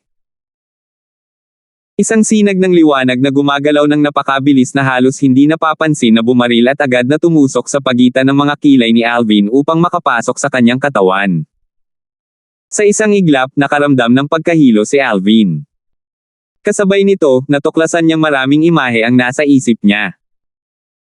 Ang mga larawang ito ay iba't ibang uri ng mga materyales kabilang ang materyal na panggamot, metal, at mga bato. Bukod doon, mayroon ding ilang likido. Mukhang wala akong impresyon sa mga materyales na ito. Teka. Nakita ko na ito. Hindi ba ito ang Empty Soul Grass? At tila ito ang Stride Mountain Stone. Habang bumubulong si Alvin, itinaas niya ang kanyang mga kamay at kinuha ang 2 bagay. Sila ay ilang damo at isang pulang-pula na bato. Magkano sa 2 materyales na ito ang mayroon ka? Nagliwanag ang mga mata ng three-legged golden crow habang nagtanong. Mga bihirang materyales ito sa Cloud Continent. Wala akong masyadong dala, ngunit maaari kong hilingin sa iba na pumunta at kunin ang mga ito. Habang ipinaalam sa kanya iyon ni Alvin, nakuha niya ang anumang dala niya. Ma'am. Gamit ang dalawang materyales na ito, maaari kong simulan ang pagpapanumbalik ng pangalawang antas ng Seven Treasures Exquisite Pagoda. Gayunpaman, upang ganap na maibalik ang pangalawang antas, kakailanganin natin ng higit pa, sabi ng three-legged golden crow. Naiintindihan ko. Hihilingin ko sa iba na kolektahin ang mga materyales na hiniling mo. Tumanggaw si Alvin. Sa kasalukuyan, siya ang may kontrol sa Half Moon Island. Sa pamamagitan lamang ng isang order, lahat sa Half Moon Island sa ilalim ng tatlong pinakadakilang Vice Island Masters ay magtatrabaho para sa kanya.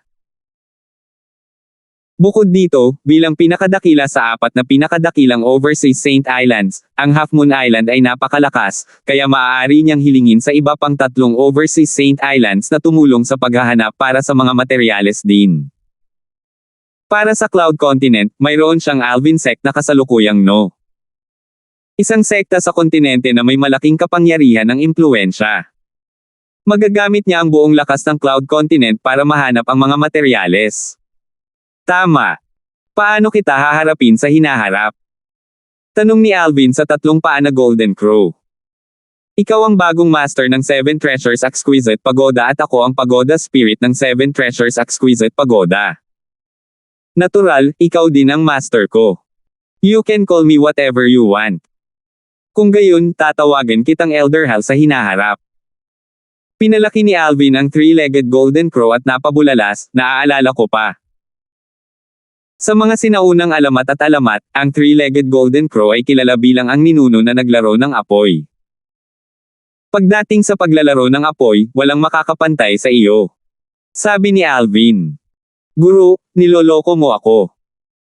Sa paglalaro ng apoy, kaming three-legged golden crow ay isa sa pinakamahusay sa planet Yanhuang. Gayunpaman, mayroong isang taong maihahambing sa amin sa planet Yanhuang, tugon ng three-legged golden crow.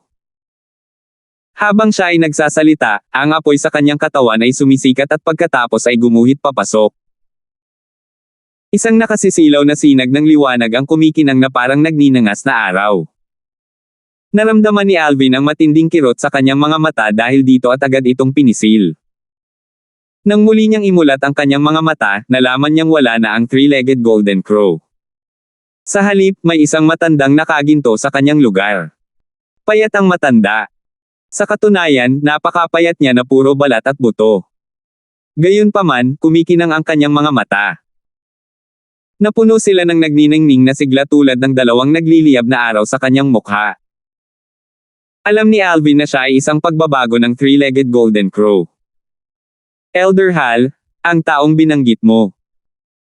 Siya ba ang Diyos ng apoy, si Royal Brooks, mula sa mga sinaunang mito at alamat? Tumingin si Alvin sa matandang lalaki at nagtatakang nagtanong.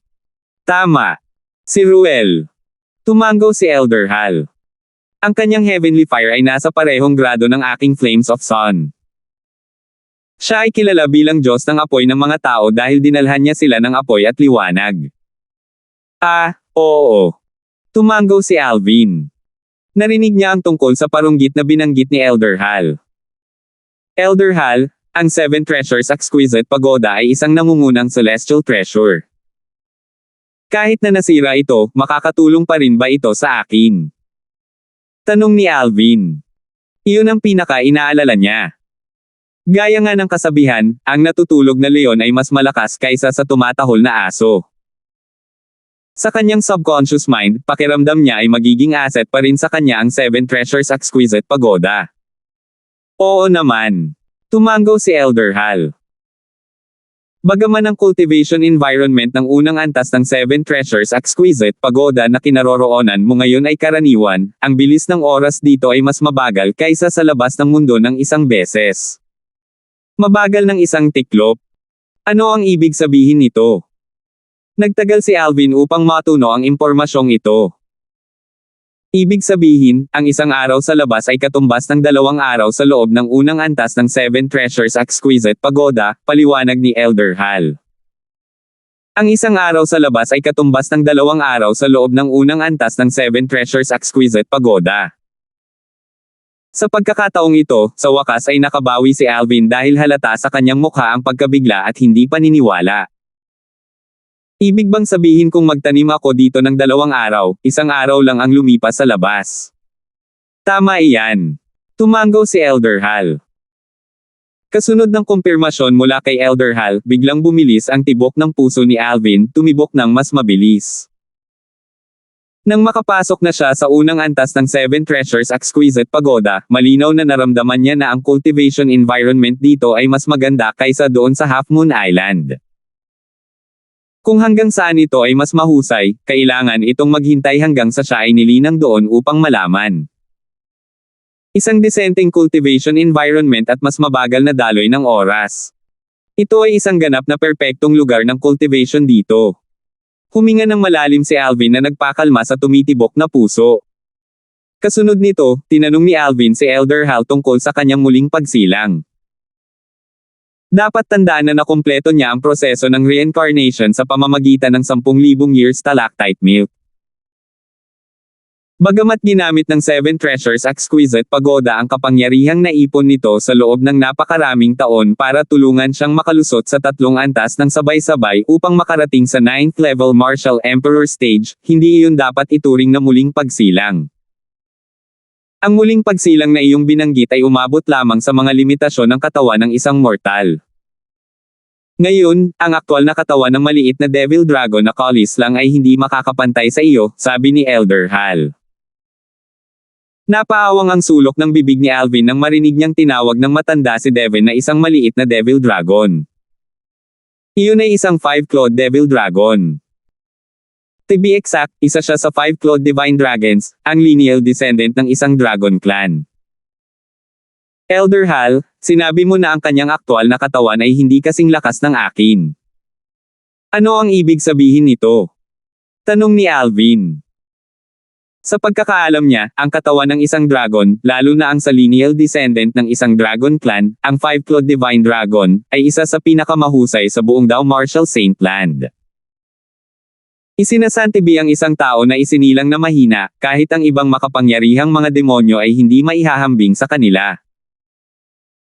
Sinabi ni Elder Hal, sa kasalukuyan, ang kanyang katawan ay maaaring mas malakas kaysa sa iyo, ngunit iyon ay dahil ang kanyang cultivation base ay mas mataas kaysa sa iyo. Kung ang iyong cultivation base ay pareho sa kanya, ang iyong katawan ay tiyak na mas malakas kaysa sa kanyang aktwal na katawan. Noong nakaraan, nalaman ni Alvin mula sa kasalukuyang Devin, na siya ring matandang Bart, na ang lakas ng isang martial cultivator o katawan ng Dao cultivator ay malapit na nauugnay sa kanilang cultivation base. Hindi lamang ang aktwal na katawan ng dragon ay bumuti habang ang kanilang cultivation base ay bumuti, ngunit ang parehong nalalapat sa isang tao. Gayunpaman, ang pagpapabuti ng katawan ng tao ay hindi kailanman makakatugon sa pagpapabuti ng aktwal na katawan ng dragon. Kahit na makapasok ang tao sa Saint Stage, hindi man lang may kumpara ang kanilang katawan sa isang 3-clawed Divine Dragon na nasa early stage Mortal Shedding Stage, baka ang 5-clawed Divine Dragon. Ngayon, sinabi ni Elder Hal na ang kanyang katawan ay mas malakas kaysa sa aktwal na katawan ng isang 5-clawed Devil Dragon sa parehong cultivation base. Paanong hindi ito mabigla sa kanya? Elder Hal. Ikaw. Totoo ba talaga iyan? Bumilis ang paghinga ni Alvin habang nag-aalinlangan siyang nagtanong. 1340. Matapos makuha ang kumpirmasyon mula kay Elder Hal, hindi maitago ni Alvin ang kanyang pananabik. Karaniwang kaalaman na ang lakas ng isang tao ay lubhang naaapektuhan ng lakas ng kanilang katawan. Katulad na lamang kung paanong ang lahi ng dragon ay mas malakas kaysa sa isang tao na may parehong cultivation base at parehong paraan dahil sa mas malakas nitong pangangatawan, pati na ang mga taong nagbukas ng kanilang Saint Veins ay kasama. Hindi magiging mahirap para sa isang 5-clawed Divine Dragon na labanan ang isang mas mataas na antas ng kaaway. Kinalma ni Alvin ang kanyang sarili pagkaraan ng ilang sandali at pagkatapos ay nagpatuloy siya sa pagtatanong, gaano ka kalakas sa kasalukuyan, Elder Hal? Hindi ako sigurado. Umiling si Elder Hal. Hindi ako pamilyar sa mga yugto ng paglilinang sa mundong ito. Gayunpaman, ang kasalukuyang bersyon ko ay kayang tapusin ang maliit na demonyong dragon mula noon sa isang hininga na kasing dali ng paghampas ng langaw. Matapos makinig kay Elder Hal, nalaglag ang panga ni Alvin. Ang pagtapos kay Devin ng isang hininga ay kasing dali ng paghampas ng langaw. Alam niya na si Devin ay isang makapangyarihang intermediate mortal shedding stage samantalang ang matandang nakasuot ng gintong roba ay isa lamang three-legged golden crow at ang pagoda spirit ng Seven Treasures Exquisite pagoda na hindi pa gumagaling sa mga pinsalang natamo noon. Sa nakikita ko, dapat ay mas makapangyarihan ka pa sa isang Saint Stage Cultivator, hula ni Alvin. Natuwa siya habang inaayos ang mga iniisip. Ibig bang sabihin simula ngayon, may isa na naman siyang Super Alipor sa tabi niya. Bago ganap na maibalik ang Seven Treasures Exquisite Pagoda, wala kang paraan para paalisin ako sa pagoda kahit na ikaw ang may-ari nito, sabi ni Elder Hal sa takdang panahon na parang nabasa niya ang isip ni Alvin. Pinilit ni Alvin na ngumiti sa kanyang mukha pagkatapos makinig kay Elder Hal.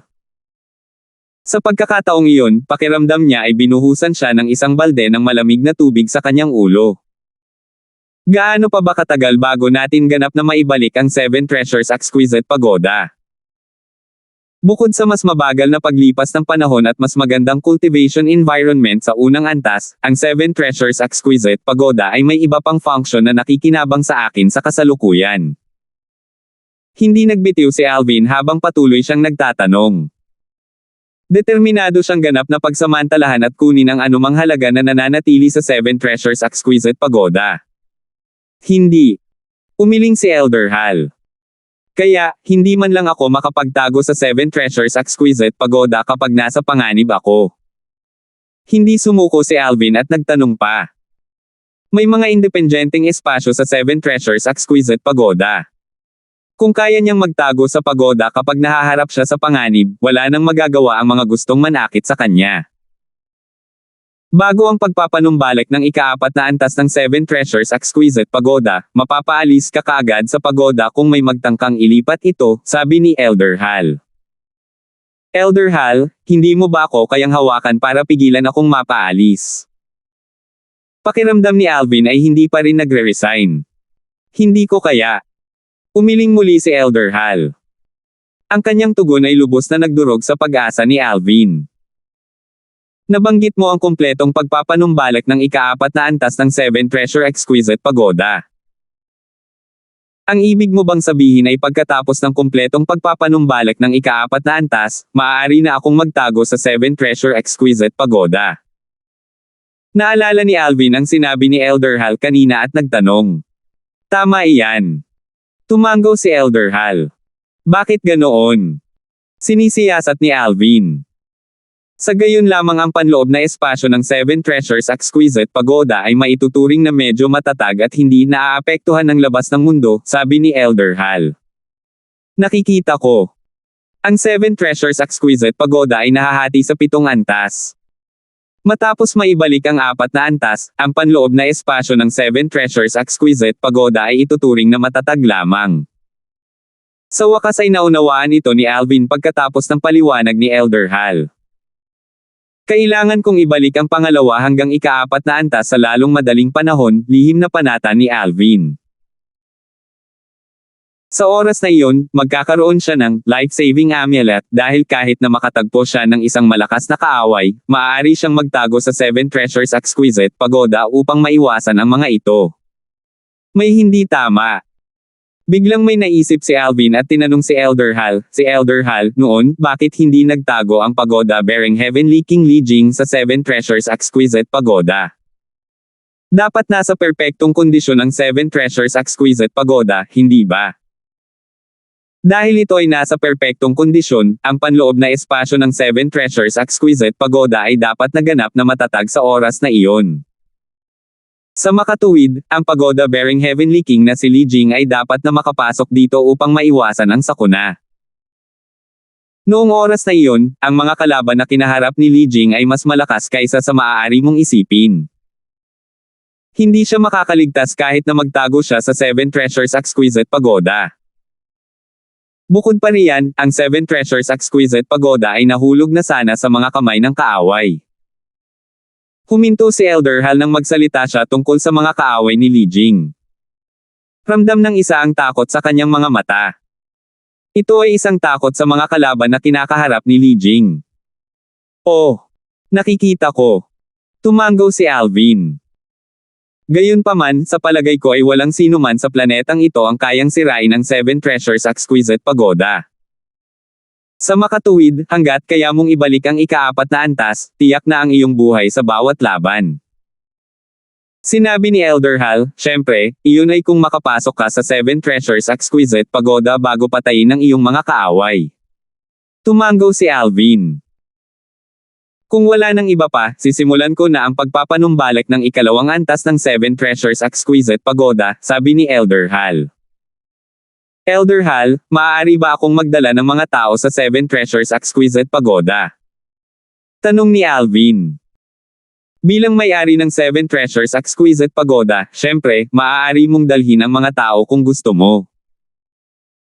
Gayunpaman, iminumungkahi kong kontrahin ito dahil sa iyong kasalukuyang lakas upang maiwasan ang mga halimaw na berde ang mata, sabi ni Elder Hal. Relax, Elder Hal. Magdadala lang ako ng mga taong mapagkakatiwalaan ko. Tinitiyak ko sa iyo, sabi ni Alvin. Kung gayon, ayos lang. Nagbibigay lang ako sa iyo ng ilang payo, sabi ni Elder Hal. Elder Hal, maaari ba akong magsama ng mga tao sa Seven Treasures Exquisite Pagoda ng puwersahan? Halimbawa, kung makatagpo ako ng isang kaaway na hindi ko kayang talunin, maaari ko ba siyang dalhin dito ng puwersahan at humingi ng tulong para talunin siya? Tanong ni Alvin na may pag-asa sa mukha. Ito ay isang ideya na kanyang naisip. Bago ang kumpletong pagpapanumbalik ng Seven Treasures Exquisite Pagoda, madadalo mo lang ang mga tao kung gusto lang nila, o kung hindi, imposible ito. Pinalis ni Elder Hal ang pag-asa ni Alvin gamit ang kanyang pahayag na nagpangiti ng mapait sa huli. Elder Hal, ang ibig mo bang sabihin ay kung ang Seven Treasures Exquisite Pagoda ay ganap na naibalik, kung gayon mapipilitin akong magpapasok ng mga tao? Patuloy na nagtanong si Alvin. Ang isang hindi napinsalang Seven Treasures Exquisite Pagoda ay isang napakalakas na celestial treasure na mahusay sa opensa at depensa. Mapapakulong mo siya sa Seven Treasures Exquisite Pagoda hanggat ang iyong kalaban ay hindi mas malakas kaysa sa iyo. Sinabi ni Elder Hal, hanggat kaya mong ay pakulong ang iyong mga kaaway sa Seven Treasures Exquisite Pagoda, pagkatapos ay matutulungan kita na tapusin siya. Paano kung hindi mo siya matalo? Sinaman siya ni Alvin ng kakaibang tingin at nagtanong. Kung mas mahina ako, magtatago ako sa ibang level. Anyway, makakagalaw lang siya sa level kung saan siya nakakulong, tapat na sabi ni Elder Hal. Natigilan si Alvin matapos makinig sa kanya. Solusyon ba iyon? Elder Hal, may isa pa akong tanong. Posible bang bumalik ako sa Planet Yanhuang sa hinaharap? Huminga ng malalim si Alvin at nagtanong sa seryosong tono. Ang Planet Yanhuang ay kilala rin bilang Earth. Noong nakaraan, pinigilan niya ang kanyang pagkahumaling na patayin ang kapwa na nagtaksil sa kanya dahil maliit ang kanyang pagkakataong makabalik sa Earth. Ngayon, matapos makita ang Seven Treasures Exquisite Pagoda, ang kanyang pinigilan na pagkahumaling ay nagsimulang muling lumitaw. Hindi ito isang tanong ng posibilidad. Makukumpirma ko na makakabalik tayo sa Planet Yanhuang sa kondisyon na dagdagan mo ang iyong lakas, sabi ni Elder Hal. Agad na kuminang ang mata ni Alvin. Hanggat mayroon akong sapat na lakas, makakabalik ako sa Planet Yanhuang. Napaisip siya. Sa sandaling iyon, naramdaman ni Alvin ang pagtibok ng kanyang puso. Iyon ay dahil mayroon na siyang bagong layunin. Ang bagong layunin ni Alvin ay bumalik sa Earth. Sana mabuhay ka pa. Bulong ni Alvin sa sarili na may malamig na kislap sa kanyang mga mata. Di nagtagal pagkatapos noon, bumalik si Alvin sa kanyang silid na may flash sa harap ng kanyang mga mata pagkatapos ng ilang pag-iisip. Hindi ako makapaniwala na makikilala kita sa mundong ito. Napuno ng malawak na ngiti ang mukha ni Alvin habang nakatingin sa Seven Treasures Exquisite Pagoda na nasa harapan niya. Grabe ang mood niya ngayon. Ha! Hindi nagtagal, nabura ang ngiti sa kanyang mukha nang matuklasan niyang hindi niya naitago ang Seven Treasures Exquisite Pagoda sa kanyang spatial ring. Elder Hal. Bakit hindi ko ito maiimbak? Nagtanong si Alvin gamit ang voice transmission para i-broadcast ang kanyang boses sa unang antas ng Seven Treasures Exquisite Pagoda. Ang iyong spatial ring ay isang mababang antas lamang na espasyo na hindi maaaring maglaman ng anumang bagay na buhay. Dahil ako ay nasa Seven Treasures Exquisite Pagoda, ang iyong spatial na singsing ay hindi ito maiimbak, paliwanag ni Elder Hal. Halos nakalimutan ko. Napangiti si Alvin ng alanganin, nakakaramdam ng kalokohan. Alam niya na ang mga spatial na singsing ay hindi maaaring mag-imbak ng mga buhay na organismo. Maaari mong gawing mas maliit ang Seven Treasures Exquisite Pagoda at ilagay ito sa iyong mga tainga tulad ng kung paano itinago ng Monkey Son ang kanyang auspicious gold hoop staff. Umalangaw-ngaw ang boses ni Elder Hal nang si Alvin ay hindi sigurado kung paano iimbak ang Seven Treasures Exquisite Pagoda. The Monkey Son. Auspicious Gold Hoop Staff. Pagkatapos makinig kay Elder Hal, nagtanong si Alvin, Elder Hal, ang Monkey Son ba na binanggit mo ay the Great Sage, ang kapantay ng langit na nagdulot ng kalituhan sa langit noong nakaraan? Tama ka. Horse Protector iyon. Sumagot si Elder Hal, napakalakas ng Horse Protector. Nang gumawa siya ng kalituhan sa langit, nakulong siya ni Li Jing sa Seven Treasures Exquisite Pagoda. Gayunpaman, hindi nagtagal bago siya nakatakas. Mukhang hindi ganoon kalakas ang Seven Treasures Exquisite Pagoda, sabi ni Alvin.